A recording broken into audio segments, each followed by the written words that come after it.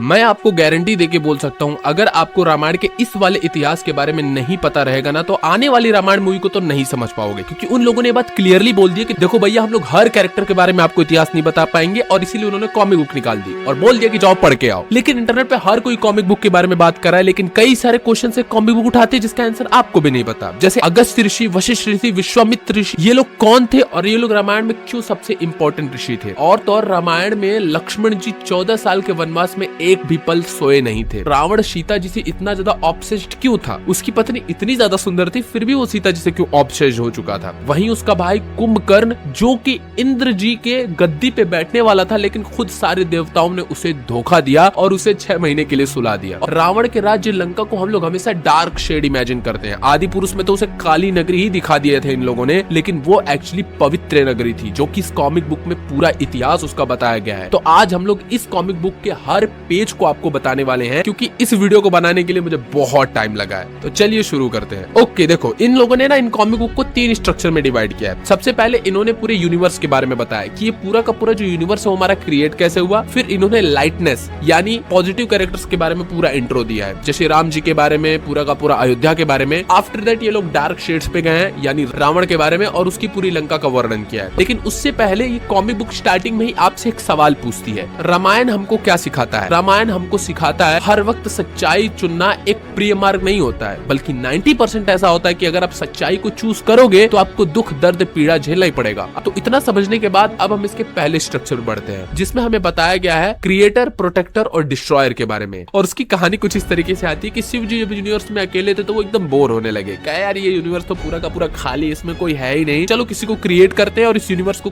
कुछ बढ़िया बनाते हैं। तो शिव जी ने विष्णु जी की रचना की, विष्णु जी के नाभि से ब्रह्मा जी की रचना हुई, एंड देन ब्रह्मा जी ने पूरे के पूरे वर्ल्ड को क्रिएट किया। ये पूरी की पूरी स्टोरी है। अब यहीं से अगर हम बात करें विष्णु जी के बारे में, ब्रह्मा जी के बारे में और शिव जी के बारे में, ये 3 भगवान 3 अलग अलग चीजों को रिप्रेजेंट करते हैं। पहले हम विष्णु जी के बारे में बात करें तो विष्णु जी के ही सारे अवतार हैं, जो कि धरती पे अलग अलग तरीके से दुश्मनों का संहार करने के लिए जन्म लिए थे। लेकिन रामायण में हम उनके 6वें और 7वें अवतार को देखते हैं। 6वें अवतार थे परशुराम जी। लेकिन अगर तुम विष्णु जी को ध्यान से देखोगे तो विष्णु जी के हाथ में तुमको 4 ऑब्जेक्ट नजर आएंगे, और ये चारों ऑब्जेक्ट बहुत ज्यादा इंपॉर्टेंट है। सबसे पहले उनके हाथ में तुम सुदर्शन चक्र देख सकते हो, जो कि साइकिल ऑफ द टाइम को दर्शाता है कि भैया टाइम बीत रहा है, जो करना है इसी जिंदगी में कर लो, 70-80 साल में एज ए ह्यूमन, समय का पहिया कभी नहीं रुकने वाला। दूसरा लोटस, उनके हाथ में जो फूल है वो दर्शाता है प्योरिटी को, कि विष्णु जी अंदर से प्योर है। तीसरा है उनका ये शंख, जो कि साउंड ऑफ क्रिएशन को दर्शाता है। और चौथा है उनके हाथ में मेस, मेस मतलब ये गदा, जो कि नॉलेज और पावर को दर्शाता है। वही हम ब्रह्मा जी की तरफ बढ़े तो ब्रह्मा जी को क्रिएटर बोला जाता है, क्योंकि ब्रह्मा जी ने पूरे के पूरे सृष्टि की रचना की। और ब्रह्मा जी ना केवल क्रिएटर थे, उन्होंने हर राक्षसों को, हर देवता को इन्हीं ने मोस्टली वरदान दिया है। हिरण्यकशिपु को इन्होंने वरदान दिया, रावण को इन्होंने वरदान दिया। ये और शिव जी, इन दोनों लोगों ने राक्षसों को लिटरली वरदान दे दे के तबाही मचा दिया। फिर विष्णु जी को जन्म लेना पड़ता है उन राक्षसों को खत्म करने के लिए। Apart from that Brahma ji के 4 सर हैं, 4 अलग अलग डायरेक्शन में। लेकिन कहानी कुछ ऐसी कि ब्रह्मा जी के 4 सर नहीं थे, पहले 5 सर थे। और 5 सर जानते हो कैसे बने थे? एक स्त्री थी, शायद अप्सरा थी, जो कि ब्रह्मा जी को बहुत ज्यादा पसंद आ गई थी। तो वो अप्सरा जिस डायरेक्शन में आती थी, ब्रह्मा जी का सर उतना ज्यादा होता चला जाता था। और इसी चीज की वजह से एक बार कुछ ऐसा पंगा सा हो गया, जिसके शिव जी गुस्सा हो गया और उनका 5वां सर, एक ऊपर सर था, शिव जी ने काट के हटा दिया। उसके बाद फिर ब्रह्मा जी फिर सीधे साधे से हो गए। लेकिन इन चारों सर के साथ इनके पास 4 हाथ है, और उन हाथों में इनके 4 अलग तरीके के ऑब्जेक्ट हैं, बिल्कुल विष्णु जी की तरीके। एक में लोटस है, जो कि क्रिएशन को दिखाता है। देखो वहां लोटस प्योरिटी को दिखा रहा था, यहाँ लोटस क्रिएशन को दिखा रहा है। फिर एक हाथ में बुक है, जो कि ऑब्वियसली नॉलेज को दिखाता है। एक हाथ में पॉट है, जो कि एक होली वाटर को दिखाता है, जिसमें एक कॉस्मिक एनर्जी है। चौथा object cycle of the time को दिखाता है कि भाई समय का पहिया घूमता जा रहा है। लेकिन सबसे बड़ी चीज आपको पता है कि ब्रह्मा जी ने वरदान दिया था वाल्मीकि जी को, तभी वाल्मीकि जी ने रामायण लिखा था। That's it. और ब्रह्मा जी ने ही ब्रह्मास्त्र का क्रिएशन किया था। ब्रह्मास्त्र सबसे बड़ा अस्त्र है, हर कोई इसको धारण नहीं कर सकता। और जो इंसान ब्रह्मास्त्र को धारण कर सकता है ना, वो ब्रह्मास्त्र को एक्टिवेट करने के लिए उसके पास एक बहुत ही प्रोडक्टिव लेवल की माइंड एनर्जी होनी चाहिए, और उसी माइंड एनर्जी से वो ब्रह्मास्त्र एक्टिवेट होता है। वही शिव जी के बारे में बताइए कि ये एक डिस्ट्रॉयर है, और जितने भी सारे भूत पिशाच है उन सभी के ये देवता है, उन सभी को ये कंट्रोल करते हैं। इनके गले में नाग जी वास करते हैं, इनके सर में आपको चंद्रमा देखने को मिलेगा, गंगा जी निकलती हुई मिलेंगी। इनके पास 3 आंखें हैं, जो तीसरी आंख है वो डिस्ट्रक्शन को दिखाती है, और तीसरी आंखें थोड़ी सी तब खुली होती है जब ये अवेक होते हैं, जागे हुए होते हैं। जागे मतलब प्रेजेंट में होते हैं, किसी भी तरीके की तपस्या नहीं कर रहे होते हैं। और तो पता है शिव जी एक ऐसे भगवान थे जो जो बहुत ही इजीली किसी को भी वरदान दे देते थे। और शिव जी का सबसे बड़ा भक्त रावण ही था। रावण को तो कई सारा वरदान दिए, सबसे बड़ा अस्त्र उन्होंने रावण को दिया जिसका नाम था ब्रह्मशीर, जो कि हाफ मून शेप का था, जो कि इस कॉमिक बुक में दिखाया भी गया है। और जो शिव जी थे उनके पास भी 3 ऑब्जेक्ट है। पहला त्रिशूल, त्रिशूल का ये जो 3 नोक है वो 3 अलग अलग चीजों को दिखाता है, क्रिएशन, प्रोटेक्शन और डिस्ट्रक्शन। डमरू, और इस डमरू को आप हल्के में मत लेना, इस डमरू से शिव जी ने लिटरली पूरे म्यूजिक का, वाइब्रेशन का और साउंड का क्रिएशन किया था। और तीसरा मैंने आपको उनकी आंखों के बारे में बता दिया। अब यहाँ से हमारा पहला स्ट्रक्चर खत्म हो चुका है, इनिशियल पेज हमने खत्म कर लिया। अब हम अयोध्या की तरफ बढ़ते हैं। चलिए रिवाइज कर लेते हैं मेन राजा के बारे में, जिनका नाम था दशरथ। दशरथ की थी 3 पत्नियां। सबसे बड़ी पत्नी का नाम कौशल्या, दूसरी पत्नी का नाम सुमित्रा और तीसरी पत्नी का नाम कैकेयी। कौशल्या जी के बेटे थे राम जी की पत्नी थी सीता जी, और उनसे बेटे पैदा हुए लव और कुश, जो कि ट्विन सन थे। वहीं दूसरी रानी जिनका नाम था सुमित्रा, उनके 2 बेटे थे, लक्ष्मण और शत्रुघ्न, दोनों ट्विन ब्रदर्स थे। और फिर कैकेयी के बेटे थे भरत। अब पूरा का पूरा अयोध्या एक कैपिटल था,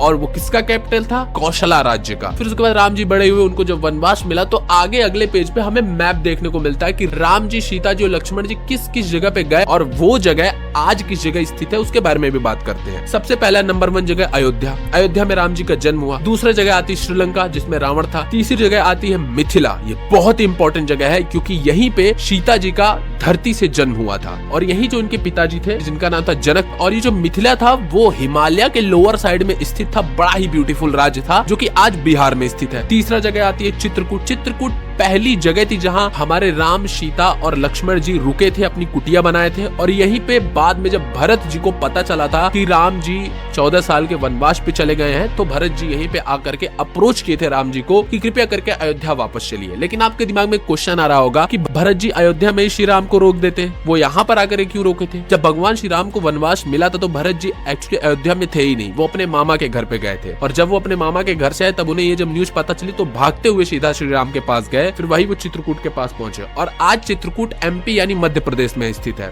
अब अगली जगह आती है जो कि पंचवटी। ये बहुत इंपॉर्टेंट जगह है। ये दूसरी जगह है जहाँ पे श्री राम, लक्ष्मण और सीता जी ने अपनी कुटिया बनाई थी, और ये महाराष्ट्र साइड में स्थित है। फिर आता है दंडका फॉरेस्ट, जिसको हम दंडकारण्य फॉरेस्ट भी बोलते हैं। ये बहुत इंपॉर्टेंट जगह है, और ये दंडकारण्य फॉरेस्ट ना एक्चुअली डार्केस्ट फॉरेस्ट माना जाता है। यहाँ पर सबसे ज्यादा असुरो दैत्यों का वास था, लेकिन एक साइड यहाँ पर सबसे ज्यादा ऋषि भी रहते थे। और यही दंडकारण्य फॉरेस्ट में श्री राम जी की मुलाकात अगस्त्य ऋषि से हुई थी। अब वो किस तरीके से हुई थी, क्यों हुई थी, उसके बारे में हम अभी आगे अच्छे से बात करेंगे। फिर अगला लोकेशन आता है जनस्थान। जनस्थान जगह था, वहां पर खर और दूषण नाम के राक्षस रहते थे। खर और दूषण कौन है? बहुत इंपॉर्टेंट कैरेक्टर है। रावण इनको अपना भाई मानता था। और तो और जो शूर्पणखा थी वो खर और दूषण के पास ही आके रुकी थी उस समय, जिस समय श्री राम जी, सीता जी और लक्ष्मण जी दंडकारण्य फॉरेस्ट में थे, और वहीं से वो घूमते घूमते उनके पास पहुंची थी। चलो अब हम पूरे मैप को आपको एक्सप्लेन कर दिया। एक एक कैरेक्टर को एक्सप्लेन करना शुरू करते हैं। सबसे पहले राम जी के बारे में दिया गया, जिसको रणवीर कपूर प्ले किए हैं। राम जी के बारे में बताने की ज्यादा जरूरत है नहीं, बस इतना जानो कि राम जी बहुत ज्यादा करेजियस, पोलाइट और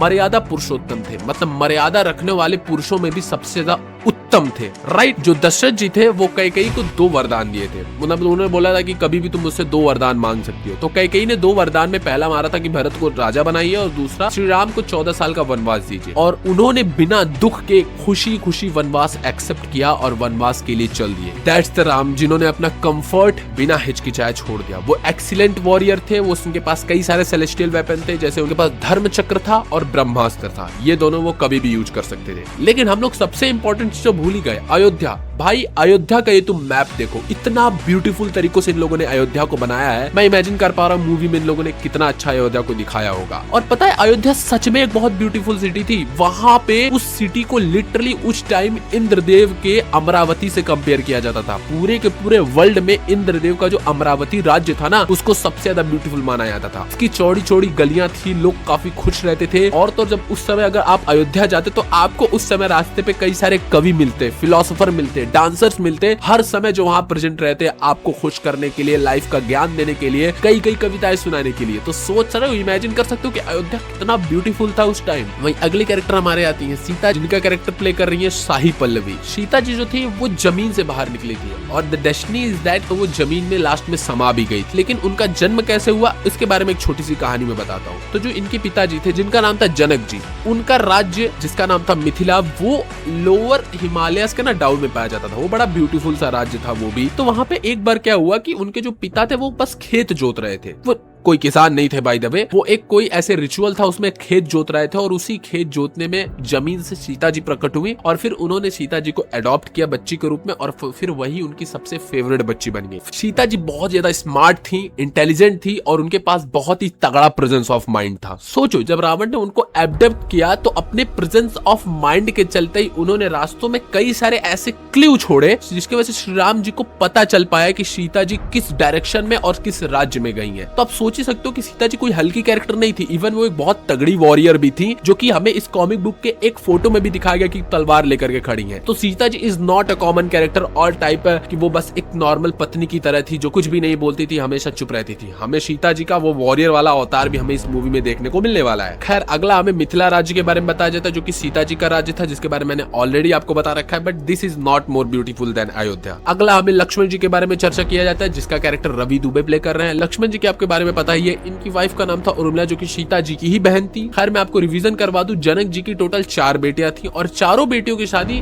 राम लक्ष्मण भरत शत्रुघ्न से हो चुकी थी। अब रवि दुबे का यानी जो हमारे लक्ष्मण जी थे, जैसे ही राम जी को वनवास मिलता है वो इमीडिएटली राम जी के साथ जाने के लिए तैयार हो जाते हैं। इवन जो लक्ष्मण जी की माता जी थी उन्होंने खुद लक्ष्मण जी को मोटिवेट किया था कि तुमको राम जी के साथ जाना चाहिए। अभी उनके बारे में भी हम बात करेंगे। लक्ष्मण जी एक ऐसे कैरेक्टर थे जिन्होंने 14 साल तक वनवास में सोया नहीं था। यस आपने सही सुना, वो 14 साल तक बिल्कुल भी नहीं सोए थे क्योंकि उन्होंने कई भगवानों से ऐसा वरदान मांगा था कि मुझे 14 साल तक नींद नहीं आनी चाहिए, मैं हमेशा अवेक रहूं और राम जी और सीता जी को प्रोटेक्ट करता रहूं। लक्ष्मण जी थे जिन्होंने शूर्पणखा की नाक काटी थी, कान काटा था। अगले कैरेक्टर पढ़े तो आते हैं भरत जी, जिसको आदिनाथ कोठारे जिनका कैरेक्टर प्ले कर रहे हैं। भरत जी की माँ कैकेयी, इन्होंने सारा पूरा का पूरा कांड करवाया था, लेकिन भरत जी राम जी से बहुत प्रेम करते थे। इवन आप जान सकते हो कि भरत जी जिस समय राम जी को 14 साल का वनवास मिला उस समय भरत जी उसके सिचुएशन में प्रेजेंट नहीं थे, वो अपने शायद मामा के घर पे गए थे, लेकिन जब वो वापस आते हैं तो सीधा राम जी के पास पहुंच जाते हैं। राम जी के पास पहुंचने के बाद उनको बहुत ज्यादा रिक्वेस्ट करते हैं कि वापस से वो अयोध्या आए और पूरी की पूरी जगह संभाले, बट वो नहीं आते हैं। फिर पता है भरत जी क्या करते हैं? भरत जी वापस अयोध्या आते हैं, अयोध्या पे राज्य नहीं करते बल्कि वो अयोध्या को संभालते हैं और जो सिंहासन होता है ना अयोध्या का, उस पे भगवान राम जी के चरण पादुका को रखते हैं और उसके फिर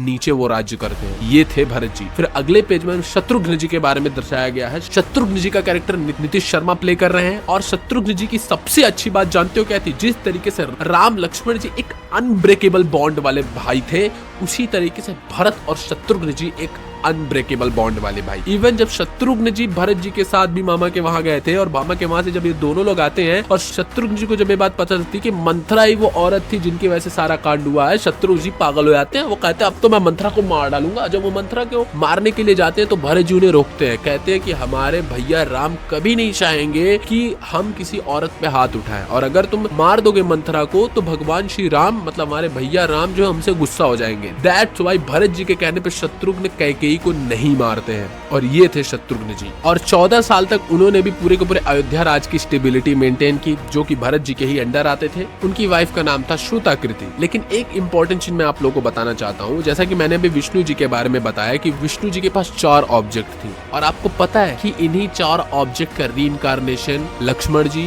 भरत जी और शत्रुघ्न जी थे। जो लक्ष्मण जी थे वो शेषनाग के अवतार थे और जो भरत जी थे वो उस शंख के अवतार थे और जो शत्रुघ्न जी थे वो सुदर्शन चक्र के अवतार थे। यस आपने सही सुना। अगले पेज और कैरेक्टर पे बढ़े तो आते हैं अरुण गोविल जी के कैरेक्टर जिन्होंने दशरथ का रोल प्ले किया है। Dashrath is the most important character. Dashrath ji के बारे में बताने की जरूरत नहीं है, लेकिन मैं इतना बताना चाहूंगा कि 14 साल का वनवास के पीछे एक इतिहास छुपा है। दशरथ जी एक बार जंगल में शिकार खेलने के लिए गए और उस शिकार में आपको श्रवण की कहानी तो पता ही होगी, श्रवण कैरेक्टर के बारे में आपने सुना ही होगा। उस शिकार खेलने के चक्कर में दशरथ जी ने गलती से हिरण समझ के श्रवण को तीर मार दी। श्रवण अपने माता पिता को लेकर के जा रहे थे नदी क्रॉस करवा करके उनको चारों धाम की यात्रा करवाने के लिए, लेकिन बीच रास्ते में ही श्रवण की मृत्यु हो जाती, जिसके वजह से उनके माता पिता दशरथ को श्राप देते हैं कि जिस तरीके से हम लोगों ने अपने बेटे का मतलब प्रेम नहीं पा पाए, उसी तरीके से तुम भी अपने बेटे को पूरा प्रेम देने से पहले तुम्हारा बेटा तुम्हें छोड़ करके चला जाएगा और तुम्हारी मृत्यु हो जाएगी। और इसी श्राप की वजह से दशरथ जी को कभी भी राम जी का पूर्ण रूप से प्रेम नहीं प्राप्त हो पाया था और दशरथ जी को राम लक्ष्मण भरत शत्रुघ्न जी को पाने के लिए एक प्रेयर करना पड़ा था, एक यज्ञ करना पड़ा था। और उस यज्ञ के बारे में मैं अभी आगे आपको बताऊंगा बताऊंगा। अब आगे हम दशरथ जी के सारी पत्नियों के बारे में चर्चा कर लेते हैं। पहली पत्नी जिनका नाम था कौशल्या, जो कि राम जी की माँ थी, बहुत ही क्यूरियस, बहुत ही पोलाइट और बहुत ज्यादा रिस्पॉन्सिबल रानी थी। दूसरी रानी आती है जो कि थी सुमित्रा। सुमित्रा भी बहुत ज्यादा पोलाइट थी और ये कौशल्या और भगवान श्री राम से बहुत ज्यादा प्यार करती थी। इवन यही वो रानी थी जिन्होंने लक्ष्मण जी को इंस्पायर किया था, मोटिवेट किया था कि उन्हें राम जी के साथ जाना चाहिए वनवास पे। तीसरी रानी थी जिनका नाम था कैकेयी। इनके बारे में बताने की कोई जरूरत नहीं है, लेकिन इतना मैं बताना चाहूंगा कि कैकेयी पहले से गलत नहीं थी। इनको बहुत बुरी तरीके से मैनिपुलेट किया गया था। इवन कैकेयी के बारे में एक इतिहास है कि कैकेयी जी दशरथ जी के साथ एक युद्ध लड़ने के लिए गई थी और उस युद्ध में दशरथ जी मरने वाले थे। कैकेयी ऐसी वॉरियर थी जो कि जा करके लोगों से लड़ाई करके दशरथ जी को बचाई थी और दशरथ जी की जान बचाने के बाद फिर दशरथ जी ने उनसे बोला था कि तुम मुझसे 2 वरदान कभी भी मांग सकती हो। उस समय कैकेयी जी ने बोला कि हाँ मैं फ्यूचर में कभी मांगूंगी, लेकिन जब मंथरा ने उन्हें बहुत बुरी तरीके से मैनिपुलेट किया और उस मैनिपुलेशन में भी उसने इन्हें इनसिक्योर कर दिया और ये फियर पैदा कर लिया कि राम के राजा बनने के पास आपके और भरत की जान को खतरा है, आप लोगों को राम मार देगा। इसके वजह से जो कैकेयी थी वो 2 वरदान मांगी। तो मैं यहाँ कैकेयी को डिफेंड करने की कोशिश नहीं कर रहा हूँ, मैं बोलूंगा कि कैकेयी भी गलत थी, क्योंकि खुद का प्रेजेंस ऑफ माइंड आपको होना चाहिए। आप इतनी बड़ी रानी हो और कोई भी एवे गैमे आपको मैनिपुलेट कर दे रहा है और आप इतना इजीली मैनिपुलेट हो जा रहे हो। फिर अगले कैरेक्टर आती है, she is the one of the smartest and darkest character of Ramayana. और ये जो मंथरा थी ये कैकेयी राज्य से आई थी, मतलब कैकेयी के राज्य की ये थी पहले से। कैकेयी की जब शादी हुई तो उसके साथ मंथरा भी उसके साथ रहती थी। खैर चलो अब हम ऋषियों के बारे में समझना शुरू करते हैं, क्योंकि ये सभी ऋषि बहुत इंपॉर्टेंट है। इनके बारे में आप लोग शायद ही जानते होंगे। सबसे पहले मुकेश तिवारी जो अगस्त ऋषि का रोल प्ले कर रहे हैं। अगस्त बहुत इंपॉर्टेंट ऋषि है, इसलिए मैं इनकी आपको एक कहानी बताना चाहता हूँ। अगस्त ऋषि के 2 फादर थे, उनका नाम था मित्र और वरुण। 2 फादर थे। अब आप लोग बोलोगे 2 फादर कैसे थे? एक कहानी है इसके पीछे। मित्र और वरुण एक बार तपस्या कर रहे थे। उन्होंने तभी ऊपर से उर्वशी, एक बहुत ही सुंदर अप्सरा थी, उसको जाते हुए देखा, जिसके वजह से इन लोगों का जो वीर्य था वो अस्खलित हो गया। मतलब इन लोगों का जो स्पर्म था वो इजैक्यूलेट हो गया। स्पर्म इजैक्यूलेशन की वजह से इन लोगों के स्पर्म को एक सैक्रेड वेसल में यानी एक लोटे में इकट्ठा किया गया एंड उसी स्पर्म से फिर आगे चल करके अगस्त ऋषि का जन्म हुआ। अब इसी वजह से उर्वशी उनको अगस्त ऋषि की माता बताया गया, लेकिन बायोलॉजिकल तौर पे उर्वशी उनकी माता थी नहीं और फादर मित्र और वरुण को बनाया गया। अगर हम थोड़ा अगस्त ऋषि के बारे में बात करें, बहुत ही पावरफुल ऋषि थे और ये दंडकारण्य फॉरेस्ट में रहते थे और इन्होंने ही राम सीता लक्ष्मण जी को एनिमल और डीमन से, क्योंकि दंडकारण्य बहुत डार्केस्ट फॉरेस्ट था, तो उससे प्रोटेक्शन देने के लिए अपने कुटिया में बुलाया। और यही वो ऋषि थे जिन्होंने श्री राम जी को वो कमान प्रोवाइड की थी, मतलब तीर रखने के लिए होता नहीं कि गोल्डन बो प्रोवाइड किया था, जिसमें कमान जिसमें तीर रखा जाता है, जिसको लोग बोलते हैं इनएग्जॉस्टेबल क्यूवियर, जो कि ऐसा क्यूवियर जो ऐसा कमान जो कभी खत्म ना हो। और एक और कहानी इनकी बड़ी इंटरेस्टिंग कहानी आती है। एक बार इन्होंने पूरा जितना भी पूरे के पूरे वर्ल्ड में समुद्र का पानी था उसको ये पूरा का पूरा पी गए। यस, आपने सही, जो पूरा उसको पी गए थे। इसके पीछे कहानी कुछ इस तरीके से आती है कि एक डीमन था जिसका नाम था कालके। कालके डीमन क्या किया, वो जाके समुद्र में छुप गया। अब बाकी भगवान उसे ढूंढ रहे हैं, वो मिल ही नहीं रहा है। देन उसके बाद वो सभी भगवान जाकर के अगस्त ऋषि से बोले, उनको वरदान था कि वो एक सांस में पूरा का पूरा समुद्र का पानी पी सकते हैं। तो सारे के सारे देवता ने बोला कि आप प्लीज समुद्र का पानी पी लीजिए, जिसके वजह हम उस डीमन को ढूंढ पाए। तो अगस्त ऋषि ने बोला ठीक है मैं कर देता हूँ। उन्होंने एक सांस में पूरा का पूरा समुद्र का पानी खत्म कर दिया। काल के डीमन पकड़ा गया। काल के डीमन को मारने के बाद वापस से अगस्त ऋषि ने सारा का सारा जो पानी था समुद्र का, समुद्र को वापस से भरा। खैर वो अलग कहानी है, कभी उसके बारे में और हम डिटेल में बात करेंगे। अगले कैरेक्टर में बढ़ते हैं जिनका नाम था परशुराम जी। इनके बारे में कोई इंट्रोडक्शन की जरूरत नहीं है, लेकिन फिर भी मैं बता दूं, इनके फादर का नाम था जमदग्नि और इनके माता का नाम था रेणुका। इनका बाप बहुत ही खतरनाक था भाई। खैर हम इनके भाइयों और बहनों के बारे में बता देते हैं। इनके भाइयों का नाम था रोमानमान, वाशु, विश्वासु। एक बहन थी सुसेना। अब एक बार क्या हुआ कि जमदग्नि ने बोला अपने सभी बेटों से कि जाओ अपनी माँ का गला काट करके लेकर के आओ। सभी बेटे बैकआउट कर गए, लेकिन परशुराम जी थे जो जाकर के अपनी माँ का गला काट दिए थे। बाद में फिर उनकी माँ का वापस से रिस्टोर कर दिया गया गला वगैरह वगैरह। वो कई वर्जन में है और कई वर्जन में नहीं है। खैर बट इससे पता चलता है कि परशुराम जी अपने बाप के लिए कितना ज्यादा लॉयल थे। लेकिन परशुराम जी जो 6th अवतार थे भगवान जी के, उनका जन्म हुआ था, उन्होंने 21 बार पूरे धरती से क्षत्रियों का संहार कर दिया था। और आप लोग बोलोगे क्यों क्षत्रियों का संहार किया था? क्योंकि उन्हीं में से एक क्षत्रिय आकर के उनके पिताजी को मार दिया था। लेकिन ये ऊपर का रीजन है। डीप रीजन ये था कि परशुराम जी का अवतार ही इसलिए हुआ था क्योंकि क्षत्रिय जो थे उनका आतंक धरती पे बहुत ज्यादा बढ़ बढ़ रहा था, वो पावरफुल हो जा रहे थे, इगोइस्टिक हो जा रहे थे। इनके पास एक एक्स थी जिसका नाम था फरसा, जिसको फरशु भी बोला जाता है, बहुत इंपॉर्टेंट थी वो भी। और तो और इनके पास सहस्त्र विद्या थी, और उसी सहस्त्र विद्या को ये महाभारत में भी कई लोगों को सिखाया, भीष्म जी को ज्ञान दिए हैं, फिर कर्ण भी आके इनसे ज्ञान लिया था। तो इनकी बहुत लंबी कहानी, ये भाई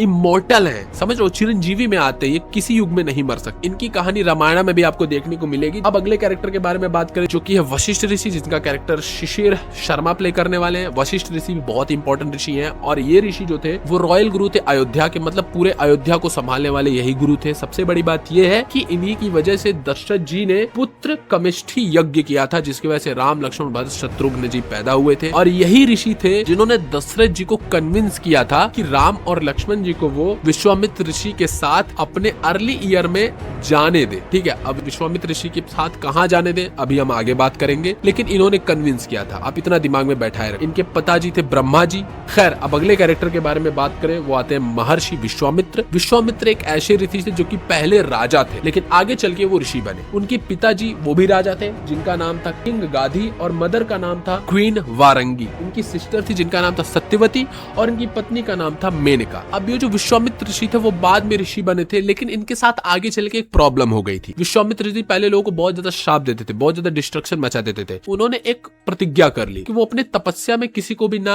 लड़ाई करेंगे, ना कभी किसी को श्राप देंगे। इसीलिए एक बार क्या हुआ कि दो दैत्य जहां पर वो रहते तो तबाही मचा दिए थे, और उन दैत्यों का नाम था ताड़का और सुबाहु। यस, इनके बारे में आप लोग जानते ही होंगे। तो उन्हीं को खत्म करने के लिए वशिष्ठ ऋषि अयोध्या आए थे, और फिर उन्होंने दशरथ जी से कहा कि मुझे राम और लक्ष्मण की जरूरत है इन दोनों को खत्म करने के लिए। दशरथ जी सीधा मना कर देते हैं, क्योंकि उनके बेटे छोटे होते हैं और पिता तो पिता होता है। तब यहीं पे जो वशिष्ठ ऋषि थे वो दशरथ जी को कन्विंस करते हैं और कहते हैं कि राम लक्ष्मण को जाने दीजिए, इससे उनकी शिक्षा भी बढ़ेगी, इससे वो पावरफुल भी बनेंगे। बहुत कन्विंस करने के बाद ही दशरथ जी फिर राम और लक्ष्मण जी को वशिष्ठ ऋषि के साथ जाने देते हैं, और वशिष्ठ ऋषि ही राम लक्ष्मण जी को कई सारी ट्रेनिंग देते हैं। और ट्रेनिंग देने के साथ साथ वशिष्ठ ऋषि, वो जो ऋषि थे, वो सीधा राम और लक्ष्मण जी को पहुंच जाते हैं लेकर के मिथिला राज्य में, और मिथिला राज्य में ही फिर राम जी वो धनुष तोड़ते हैं, और वहीं पे फिर सीता जी राम जी की शादी होती है उसी वक्त, राम जी के अयोध्या आने से पहले ही। और फिर उसी वक्त राम जी के रहते हुए फिर दशरथ जी को बुलाया जाता है, वो पूरा का पूरा सबको लेकर के पहुंचते हैं, धूमधाम से विवाह होता है। विवाह होने के बाद फिर राम जी आते हैं अयोध्या में, और अयोध्या के रास्ते में फिर वही परशुराम जी की मुलाकात होती है। अब अगले कैरेक्टर में बढ़ते हैं जो कि अनुपम खेर का कैरेक्टर है, जो कि जटायु का रोल प्ले करने वाले, और जटायु को बड़ा प्यारा तरीके से दिखाया गया। अरे तुम ये देखो कि जटायु की साइज इतनी ज्यादा बड़ी थी, पुष्पक विमान की साइज देखो और जटायु की साइज देखो, पुष्पक विमान के लगभग बराबर थे जटायु। तो आप इमेजिन कर सकते हो जटायु कितना ज्यादा पावरफुल थे। और सबसे बड़ा क्वेश्चन आता है कि जटायु ने सीता जी को प्रोटेक्ट क्यों किया, उनका क्या कनेक्शन था श्री राम जी से। तो देखो, श्री राम जी से उनका कोई कनेक्शन नहीं था, वो दशरथ जी के मित्र थे, और तो श्री राम जी के बारे में भी वो जानते थे। और तो जो जटायु थे वो एक किंग ऑफ वल्चर्स थे, और उनकी क्वालिटी ये थी कि उनका जो चोंच था और उनकी नोक वो बहुत ज्यादा शार्प थी, मतलब अगर थोड़ा सा ऐसे स्क्रैच भी करता तुम्हारी बॉडी पूरी फट के थड़ा हो जाएगी, इतने पावरफुल थे। लेकिन ये इंपॉर्टेंट बात नहीं, इंपॉर्टेंट बात ये है कि जिस वक्त रावण सीता जी को एब्डक्ट करके अपने पुष्पक विमान में लेकर के जा रहा था, उस वक्त जटायु जी बूढ़े थे।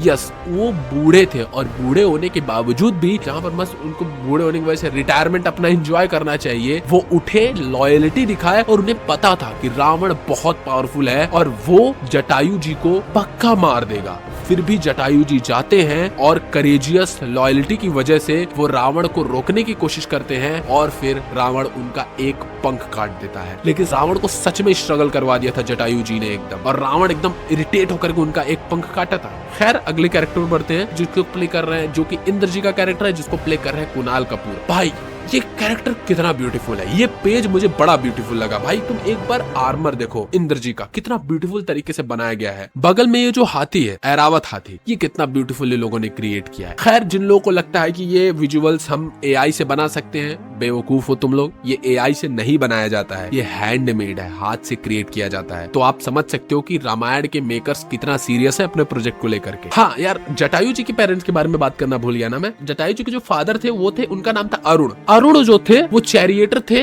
सूर्यदेव के, ठीक है, और उनकी माता का नाम था श्यानी, और उनकी सिबलिंग्स थी संपत्ति। इंद्रदेव के बारे में बात करें तो इंद्रदेव की ओरिजिन अमरावती, बताया मैं स्टार्टिंग में, बहुत प्यारी नगरी थी, बहुत प्यारा राज्य था, वो उन्हीं का था। इनके पिताजी का नाम था कश्यप और माता जी का नाम था अदिति, और कश्यप और अदिति ही पूरे के पूरे यूनिवर्स का क्रिएशन की है। क्रिएशन इन द सेंस की कई सारे देवताओं को पैदा करने वाली अदिति ही थी, और दिति जो थी, जो कि कश्यप की दूसरी पति थी, वो हिरण्यकश्यपु इन सबको पैदा करने वाली थी, सारे के सारे मॉन्स्टर्स को। तो कश्यप ऋषि की ना कई सारी पत्नियां थी, और उन अलग अलग पत्नियों से अलग अलग क्रिएचर्स पैदा हुए। ओके, जिसमें से अदिति जो थी वो सारे देवताओं को पैदा की, जिसमें से इंद्रदेव एक भगवान थे। इनके सिबलिंग्स भाई बहन सूर्यदेव, वामन जी, वाइफ इनकी इंद्राणी थी। लेकिन और इनके और इंद्रदेव के बेटे भी थे, जिसमें से एक वाली था, जयंता था, और एक बेटा था जिनके बारे में हर कोई जानता है, अर्जुना, जो कि स्पिरिचुअल सन था, ना कि बायोलॉजिकल सन था। वहीं हम इंद्र जी के बारे में बात करें तो इंद्रदेव को रावण ने बहुत बुरी तरीके से हरा दिया था। रावण जब पावरफुल हुआ तो सबसे पहले वो इंद्र ने स्वर्ग पे ही हमला किया। और भाई कोई भी राक्षस पावरफुल होता है वो सबसे पहले स्वर्ग लोक पे हमला करता है। भाई सबसे पहले इंद्रदेव के ऊपर हमला करेगा वो। वही हिरण्यकश्यपु को ले लो, रावण को ले लो, सब के सब अगर कहीं उनका हमला इंद्रदेव को पहले, तो इंद्रदेव हमेशा डरे रहते थे कि भगवान कोई पावरफुल अगर हो जाएगा तो पहले सब उन्हीं के ऊपर हमला करेंगे।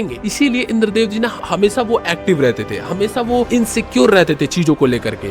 इसीलिए देखो इंद्रदेव जी को ना कहीं भी हम पॉजिटिव फिगर में नहीं देखेंगे, वो हमेशा एक ग्रे फिगर में थे। ना वो बहुत अच्छे थे ना वो बहुत बुरे थे, वो कहीं कहीं अच्छा भी करते थे, कहीं कहीं वो चीटिंग भी कर देते थे, क्योंकि वो अपने गद्दी को लेकर के इनसिक्योर थे हमेशा से। इवन जब रावण ने उनको हराया और कैप्चर कर लिया तो इंद्रदेव जी को पता था, तो इंद्रदेव जी बड़ा क्लोजली राम जी को मॉनिटर कर रहे थे। उनको ऐसा लग रहा था कि राम जी विष्णु भगवान के अवतार हैं, और उनके क्लोजली मॉनिटर से फिर इंद्रदेव जी को पता चला कि हाँ, ये राम जी का जन्म जो है वो रावण को खत्म करने के लिए ही हुआ है। और तो और राम जी को कई बार इंद्रदेव ने अपने चैरिएटर और अपने चैरियट को भेजा था हेल्प करने के लिए। ओके, अगले कैरेक्टर पे बढ़ते हैं। अगले कैरेक्टर नहीं, इंद्रदेव जी के ही वाहन के बारे में बात करते हैं, जो कि थे ऐरावत हाथी। ऐरावत हाथी बहुत ही ब्यूटीफुल साधन था इंद्रदेव जी का। इसकी 6 दांत थे, देख सकते हो पिक्चर में भी 6 टक्स थे। ये बहुत ही ज्यादा व्हाइट था, व्हाइट प्योरिटी को दिखाता है, बहुत ही पावरफुल। ये जब समुद्र मंथन हुआ था ना, तब ये वहां से हाथी निकला था,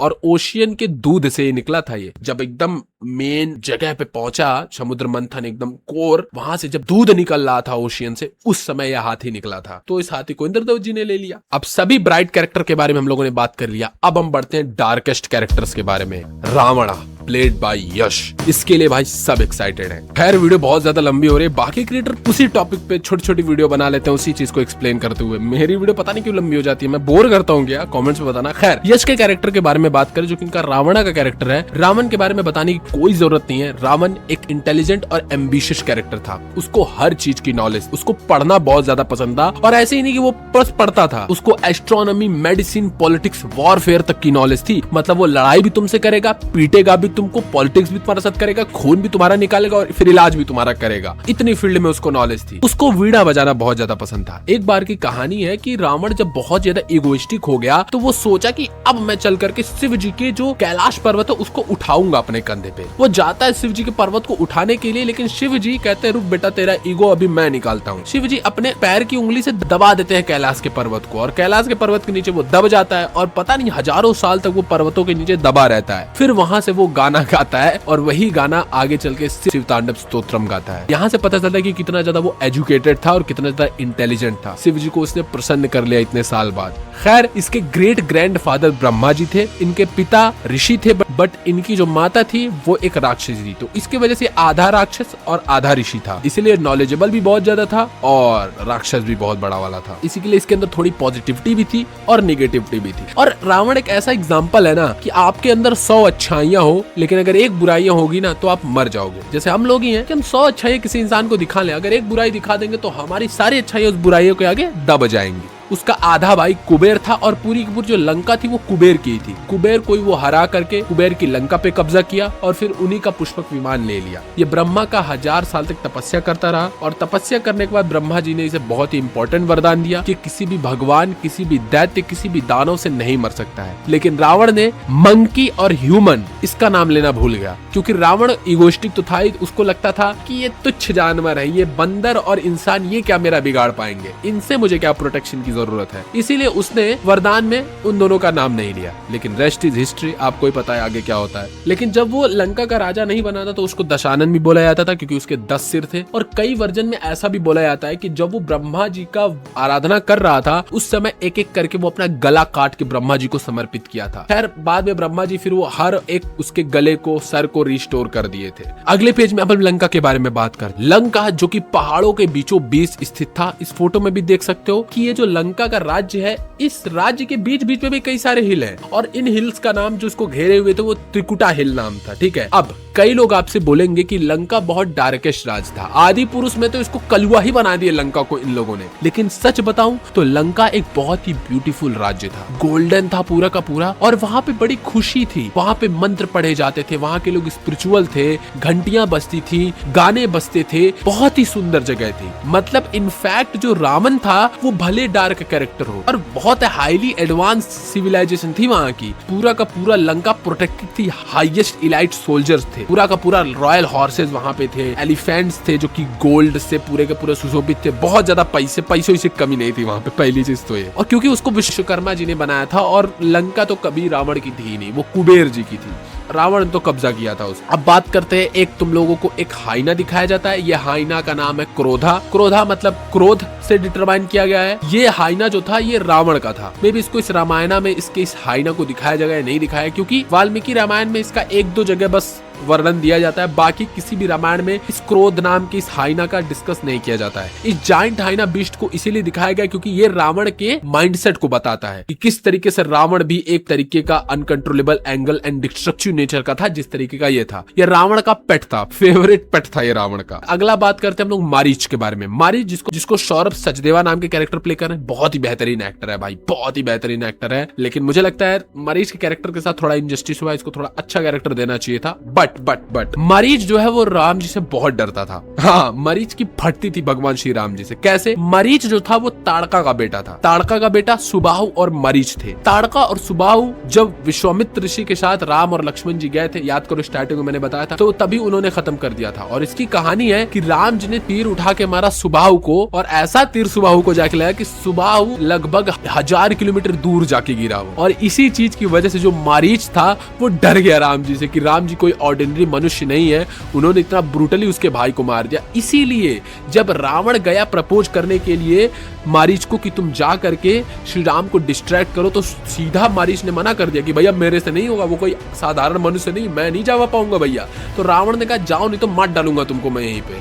फिर कहने के बाद, फिर वो बहुत बोलने के बाद फिर मारीच जाता है, और मारीच जाता है डियर का फॉर्म लेके, और जब गोल्डन डियर का फॉर्म लेता है, सीता जी मांगती हैं, मारीच को मारते हैं एक तीर, तो यही मारीच हे सीता हे लक्ष्मण करके चिल्लाता है राम जी की आवाज में। और क्यों ये इंपॉर्टेंट था? क्योंकि इसके पास इल्यूजन की कैपेसिटी थी और शेप शिफ्टिंग एबिलिटी थी, अपने शेप को बदल सकता था।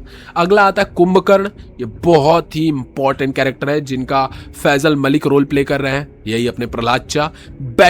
बेस्ट, इससे बेस्ट कास्टिंग और कोई हो ही नहीं सकती थी, मैं सच बता रहा हूँ। ये एक्टर पूरा इस कैरेक्टर पे मैच करता है, वो लेथार्जी, वो कामनेस पूरा।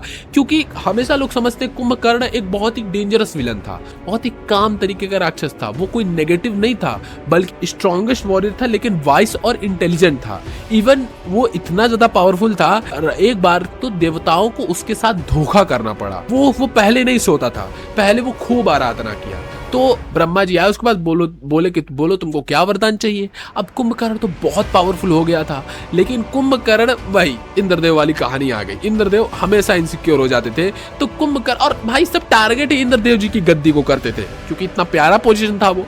तो कुंभकर्ण मांगने वाला था कि भैया मुझे इंद्रसना चाहिए, मतलब इंद्र जी का जो आसन है वो चाहिए। लेकिन क्या हुआ उस समय, इंद्र जी ने बाकी देवताएं डर करके सरस्वती जी को हेल्प मांगी, सरस्वती जी जा करके उसके मुख पे बैठ गई, जिसकी वजह से इंद्रसना निकलने की जगह उसके मुख से निद्रसना निकल गया, मतलब सोता रहूं मैं। तो भाई ऑब्वियसली ब्रह्मा जी ने वरदान दे दिया कि चलो ठीक है, अब तुम 6 महीने सोओगे, 6 महीने जागोगे। इसके वजह से भाई वो 6 महीने सोता था, 6 महीने जागता था। बाद में रावण ने भगवान जी की आराधना की, ब्रह्मा जी की, फिर उसके इस श्राप को, वरदान तो क्या ही बोलूं मैं, श्राप ही था उसके लिए, उस श्राप को रावण ने थोड़ा कम करवाया, थोड़ा सा पोलाइट करवाया, थोड़ा सा सॉफ्ट करवाया। लेकिन सबसे इंपॉर्टेंट बात यह है कि इसकी जो वाइफ थी उसका नाम था वज्रवाला, ये भी बहुत इंटेलिजेंट थी। लेकिन ये जो कुंभकर्ण था, जब इसको जगाया गया, रावण पहले खुद राम जी से लड़ने गया था, राम जी ने रावण को कई सारा तीर मार दिया था। ये रावण के कैरेक्टर में, यश के कैरेक्टर में दिखाया भी गया स्टार्टिंग वाले पेज पे कि कई सारे तीर उसको लगे हुए हैं। अब उसके बाद राम जी बोले कि चलो अब तुम हार चुके हो, अब कल आना लड़ाई करने, जाओ अपना इलाज विलाज कराओ, आज मैं नहीं तुमको मारूंगा, कल आना, कल लड़ाई करेंगे। तो इनडायरेक्टली राम जी ने एक बार रावण को हरा दिया था पहले ही। अब रावण फिर कुंभकर्ण को जगाता है। कुंभकर्ण जब जागता है तो कुंभकर्ण पहले ही रावण को बोलता है कि तुमने गलत किया है, तुम गलती कर रहे हो। लेकिन कुंभकर्ण लॉयल था, अपने फैमिली के लिए लॉयल था, वो धर्म नहीं फॉलो कर रहा था, वो फैमिली की लॉयल्टी फॉलो कर रहा था। वो कहता क्या है कि तुमने गलती की है, लेकिन फिर भी मैं तुम्हारा भाई हूं, इसीलिए मैं तुम्हारी तरफ से लड़ूंगा।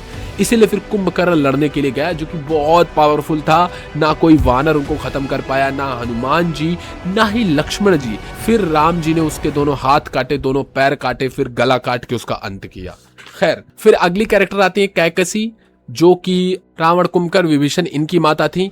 और ये क्या थी, ये बहुत ज्यादा हेट करती थी राम से और सभी के सभी भगवानों से।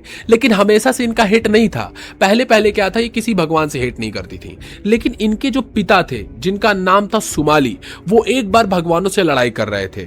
उसी लड़ाई में इन लोगों ने कई सारे देवताओं को मार दिया। कई सारे देवताओं को मारने के बाद इंद्रदेव जी अपने ऐरावत हाथी पे आते हैं, एक वज्र निकालते हैं, हमला करते हैं और सुमाली का गला काट देते हैं। इसके बाद इनकी जो मटी थी, जिसका नाम था कैकसी, वो ये देख करके बिल्कुल रिवेंजफुल हो जाती है और रिवेंज लेने के लिए तैयार हो जाती है। इसीलिए कैकसी फिर रावणा को पैदा करती है और रावण को बचपन से ही वो भरती है कि ये सभी देवता ऐसे हैं, वैसे हैं, ये है, वो है।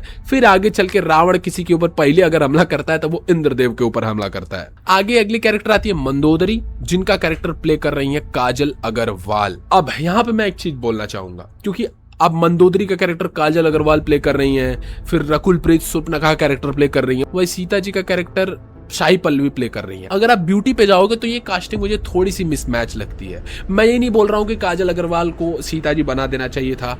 मैं मानता हूँ कि Sai Pallavi is the best for Sita, but आप ब्यूटीफुल कैरेक्टर को दिखा रहे हो। सीता जी सबसे ज्यादा ब्यूटीफुल कैरेक्टर थी, सबसे ज्यादा। तभी रावण लस्टफुल हो गया था ना। सीता जी की जितना सुंदर कोई नहीं था पूरे के पूरे अर्थ पे।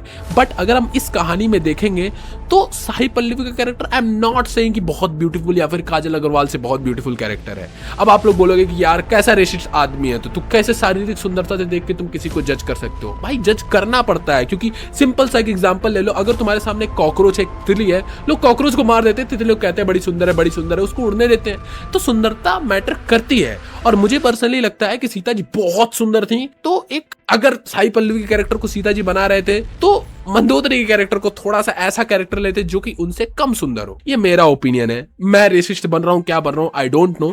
But Kajal Aggarwal very beautiful in the role of Mandodari, by the way, जो कि रावणा की वाइफ थी। और मंदोदरी एक बहुत ही पॉजिटिव कैरेक्टर थी, मैं पहले बता दे रहा हूँ। ये बहुत ज्यादा वॉइस थी, ये काउंसलर थी, स्किल्ड डिप्लोमेट थी, ग्रेट नॉलेज था, पॉलिटिक्स का नॉलेज था और गवर्नेंस था इसके पास। मतलब हर एक पॉसिबल क्वालिटी थी इनके पास। ये बहुत ही पैशनेट थी, कंपैशनेट थी और इसके पास मोरल स्ट्रेंथ बहुत ज्यादा था। जब रावण ने सीता जी को किडनैप किया, आई मीन एब्डक्ट किया, तो उस समय मंदोदरी ने रावण को बोला भी था कि सीता जी को छोड़ दो और राम जी से सुलह कर लो, लेकिन रावण नहीं माना। तो इस समय तुम देख सकते हो मंदोदरी पॉजिटिव थी क्योंकि वो बहुत नॉलेजेबल थी। और मंदोदरी इतनी ब्यूटीफुल वाइफ होने के बाद भी रावण कितना लस्टफुल था कि वो सीता जी के पीछे पड़ गया और अपनी जिंदगी खत्म करवा लिया। खैर, अगला कैरेक्टर आती है रकुल प्रीत सिंह, जो कि सुपनखा का कैरेक्टर प्ले कर रही है। सुपनखा बहुत ही ब्यूटीफुल थी, इंपल्सिव थी, मतलब गुस्सैल टाइप की थी, और वेंजफुल थी, मतलब बदला बहुत भयानक लेती थी। मैजिक उसके पास था, वो शेप शिफ्टर थी, अपने शेप को बदल सकती थी। अगला कैरेक्टर जो किया था विद्युत जीवा, जो कि विवेक ओबराय। अगेन मुझे मिस कास्टिंग थोड़ी सी लगी कि विवेक ओबराय को विद्युत जीवा का कैरेक्टर क्यों दिया। विद्युत जीवा का ज्यादा रोल तो है नहीं। अगर विवेक ओबराय के कैरेक्टर को इन्होंने ये कैरेक्टर दिया, इसका मतलब कि इस कैरेक्टर को थोड़ा खींचने वाले हैं। विद्युत जीवा के कैरेक्टर को अच्छा खासा ये लोग स्क्रीन टाइम देंगे।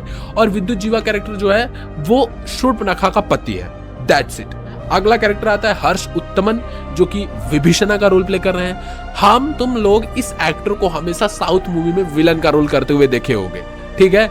और यहाँ पे अचानक विभीषण का रोल थोड़ा सा, समझ रहे हो ना, माइंड इमेज कनेक्शन एक्सेप्ट करने में थोड़ा टाइम लग सकता है, लेकिन एक्सेप्ट हो जाता है। फिर अगले कैरेक्टर आते हैं ताड़का एंड सुबाहु। ऑलरेडी इनके बारे में बता चुका हूँ, लेकिन ताड़का के 2 बेटे थे, मारीच और सुबाहु, ठीक है। अगला खर और दूषण, स्टार्टिंग मैंने ऑलरेडी बता दिया, लेकिन जो खर और दूषण थे वो रावण उनको अपना भाई मानता था। क्यों? क्योंकि खर और दूषण जो थे वो रावण के पूरे श्रीलंका राज्य को प्रोटेक्ट करते थे, और खर और दूषण जो है जनस्थन में रहते थे, और इन्हीं के पास उस टाइम जो था वो शूर्पणखा रहने के लिए आई थी। अब ये पूरे कैरेक्टर के बारे में हमने एक्सप्लेन कर दिया है। अब जल्दी जल्दी जान लेते कितनी कितनी जगह है और कितनी कितनी कुटियाओं पे राम लक्ष्मण सीता जी रुके थे। पहली जगह दंडकारण्य, ये पूरा का पूरा ऊपर देख सकते हो कि पूरा का पूरा डीमंस का एरिया था, और नीचे पूरी कुटिया दिखाई गई है जहां पर अगस्त्य ऋषि मिले थे। फिर चित्रकूट, पहली वाली जगह जहां पर 3 साल भगवान जी ने स्पेंड किया था, भरत जी यहां पे आए थे। पुष्पक विमान, ये बहुत ज्यादा इंपॉर्टेंट एक तरीके का व्हीकल था, ये पता, और इसका साइज कितना भी बड़ा हो सकता था, कितना भी छोटा हो सकता था। इस पे पूरी आर्मी भी आ सकती थी, इस पे एक पैसेंजर भी आ सकता था, तो इसका साइज बड़ा छोटा हो सकता था। ये एक्चुअली ऑब्वियसली विश्वकर्मा जी ने इसको बनाया था, और ये कुबेर का था, रावण ने छीन लिया था। And last page light versus darkness, यानी रावण वर्सेस राम जी के इस पेज को दिखाया गया। लेकिन इसके बाद इस कॉमिक के लास्ट पेज में एक चीज लिखा है, धर्मो रक्षति रक्षतः, मतलब धर्म उनकी रक्षा करता है जो धर्म की रक्षा करता है, जो सच्चाई का रास्ता पकड़ता है, सच्चाई फिर उसका प्रोटेक्शन भी करता है। ये बहुत इंपॉर्टेंट कोट है खासकर आज के लिए। तो होपफुली ये आपको पूरी कॉमिक समझ में आई होगी। डूम्सडे पे वीडियो चाहिए कि नहीं, कमेंट कर देना, अच्छी खासी वीडियो आ जाएंगी।